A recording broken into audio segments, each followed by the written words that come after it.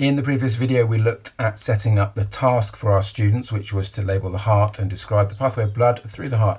Now we're going to carry on with some instructions and particularly looking at how we can generate the AI feedback. Firstly, we've got the instructions box. Now you can see it's optional, so you don't have to do this, but you can also see that students can view the instructions at any time, and that can remind them exactly what they've got to do beyond the instructions of the task itself. So you'll see what that looks like as well.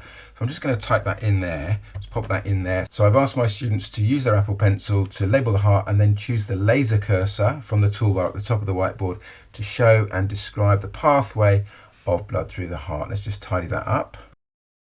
Okay, so now I've got the instructions done. Let's go down and look at the AI feedback settings. Now there's two things that we can do here.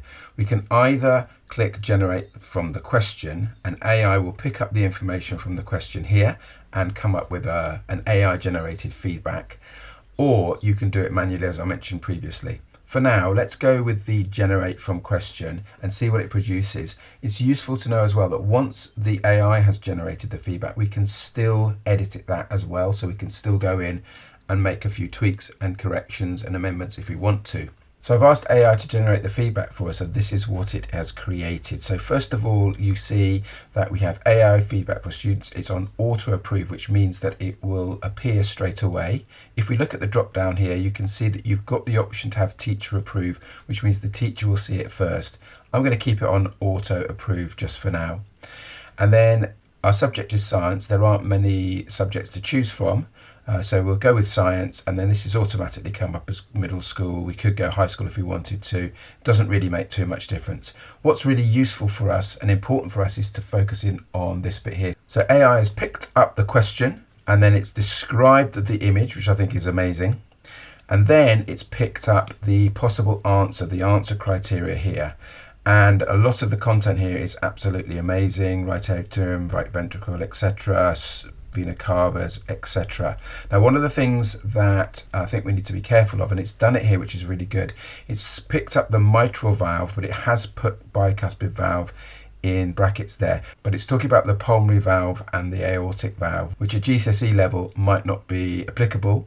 So what I'm going to do is I'm just going to quickly put in the semilunar valve as well, because it could be that our students have been taught that or know that and expect to get a response for that. So let's do the same thing for this one as well. Let's just copy that, paste that in clearly there. So our students will at least hopefully get some credit for that. Correctly describe the pathway of blood through the heart, including, and it's talking about the deoxygenated blood, blood through the tricuspid valve, pump through the pulmonary valve. I want to change that again to semilunar valve, returning to the atrium, go through the mitral valve again. Let's change that and put semilunar valve in there. So you can see how you can edit it up as a teacher as well. So you want to make sure that it's accurate in terms of the feedback, because this is what, once the students have created their response, this is how the feedback is going to be generated against this criteria that we've put here. So obviously really important to put in key terminology, specific things that you want or expect the students to be talking about. Let's go down to more options, because there are a couple of things you might want to see there. So we're going to use the student's default language, which is English, show correct or incorrect, yes, and show the scores, yes. Okay, so I'm happy with all of that. And so now what I'm going to do is I'm going to look at this as a student, from a student's point of view, and that's what we'll look at in the next video.